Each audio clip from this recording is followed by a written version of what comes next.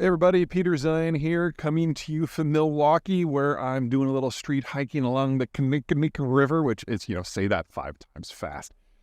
This used to be one of the great industrial heartlands of the United States, big into steel, big into heavy manufacturing, and the reason was because of what's right here next to me. Moving things on water is about 1/12 the cost of moving them by land, and courtesy of Kinnickinnick and the nearby Lake Michigan, Milwaukee, just like Chicago, just like Oshkosh and Green Bay, were part of a broader transport network that include the entirety of the upper Midwest of the United States and the New England states and the Mid-Atlantic states. Basically, from here in Chicago, you can take your local rivers and canals out to the Great Lakes, go through the Great Lakes until you get to Erie, and then you've got two choices. You can either take the Mohawk River, Erie Canal, and Hudson to New York direct, or you can go the long way, which goes through Quebec and Ontario, in order to reach the Atlantic Ocean, then loop back around. From New York, you go south through the Barrier Island system, all the way to Miami. From Miami, you can go through the Barrier Island systems all the way to Matamoros, or you can hit New Orleans and go up the Mississippi River and go all the way back up to Chicago via a canal that links into the Illinois River. It's the Great Circle of North America. And it has long been one of the great manufacturing zones of the world until about 1920. And then in 1920, as part of a depressionary protectionist system, the United States put in place a law called the Jones Act, which says that any cargo transported on any vessel that goes between any two American ports has to be on a vessel that is American-owned, captained, crewed, and built. And over the course of the next century, we saw cargo transport on America's waterways drop by 98%, something like that. Anyway, so we've basically taken what has been the world's most beneficial natural geographic feature from an economic point of view and crushed it into irrelevance. Now that we are entering an environment where the United States wants to double the size of its industrial plant in the aftermath, or the soon-to-be aftermath, of the European and especially Chinese failures, we need to start thinking a little bit differently. And that means we need to start looking for things that are very, very, very low-hanging fruit. In this case, that means getting the waterways back up and running again. Because when you think about the sort of manufacturing that the United States traditionally is not good at, things like electronics, it's largely because you have different price points for different types of work. The person who does injection molding is not the same as the person who does the coding for the wires, is not the same who does the software work. You need multiple skill sets in different places.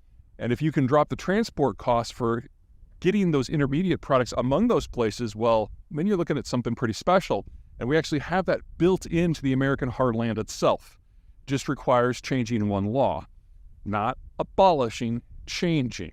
Part of the Jones Act, the Interstate Commerce Act, if you will, is about regulating commerce among the states on the water. And some of that we still need. We clearly need a national regulator. But the rest of it really honestly can go away. And if you think that this is a nationalist issue, that, we should have this all in American hands, consider that we don't do that for truck, and we don't do that for rail, and we don't do that for air. Only for water. Only for the thing where we have a massive geographic advantage. So if you're looking for a quick and easy way to stimulate economic growth in Wisconsin, in Illinois, in New York, anywhere in New England, anywhere in the South, anywhere in the Midwest, this is the low-hanging fruit. All we have to do is get out of our own way.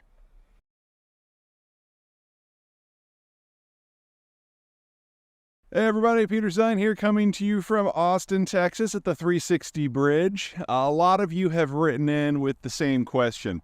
U.S.'s credit rating has been dropped. What does it mean? Is this something we should be worried about? The very short version is ish. Whenever your credit rating gets dropped, it generally means that you get put into a different category in terms of reliability of repayment. And that means you might have to pay a different amount to service your debt. So imagine, if you will, that you're trying to buy a house, and on your last house, you just walked away and left the keys in the mailbox. That's a hit to your credit rating. The next time you try to get a loan, that loan is going to cost you more. And since the United States government is issuing bonds, debt, every single day, there's an incremental increase in what we have to pay because of reliability. Now, in the case of something like a country, the wobble, especially for a country the size of the United States, tends to be pretty minor. In addition, the United States is the global superpower. It is the sole global currency. That is not going to change in my lifetime. And as long as that is the case, the United States kind of is the marker of 100% on what you can get. And anyone who's above that kind of gets extra credit. Anyone below that has to compare themselves to the United States. So we're talking at most a couple tenths of a percent in the difference on what financing costs are. Now, in a country the size of the United States, that comes out to something in the tens of billions of dollars a year, so it's not insignificant. The bigger impact is what you're going to be feeling if you happen to be downstream of that, where your debt is indexed to what the U.S. government does. And in that sort of environment, you're talking about your mortgage, your credit card, and everything is going to get a little bit more expensive. Again, from a very low base, but still adds up to tens, if not hundreds of billions of dollars a year in additional credit costs. That's not what I see as the big concern. So let me give you two. One relatively minor, one that's really big. First, the minor one. This is only going to get worse. When George W. Bush was president, he issued the most debt, did the most deficit spending of any president in modern history. And then Obama came and was like, hold my beer, and he doubled it. And then Trump was like, well, I'm the best. I'm going to make the deficit huge. And he did so. And now Biden's in, he's trying to top Trump. So this isn't a Democrat thing. This isn't a Republican thing. This is just a bad math thing. All the fiscal people who have voted based on what the federal government will do with budgets have basically been purged from the political system on both sides. And so we should expect budget deficits to get larger and larger and larger and larger, especially as the baby boomers go from being the largest taxpayers in American history to the largest tax takers, as they go from people earning income and paying taxes to people who are drawing on Social Security, Medicare, and Medicaid and the like. So this is going to get a lot worse before it might start to get better in, say, the late 2030s when the boomers are mostly all gone. So bad news, but we'll live with it. The worst thing, the concern that most folks in the markets have today isn't that the U.S. can't pay. After all, the U.S. Federal Reserve has the ability to control the money supply with the click of a button and can basically print enough currency to buy all the government debt. And that's exactly what we've done in the last 4 presidents. However, the concern now is that the U.S. won't pay. Donald Trump said we could renegotiate or abrogate some of the debt, which is the sort of thing you hear out of Greece or Argentina or Cuba. And in the current environment, we've had a number of people across the political spectrum, heavier on the right, but not exclusively, who have tried to use the ability in Congress to shut things down. Maybe it's a program, maybe it's debt repayment, maybe it's the government itself.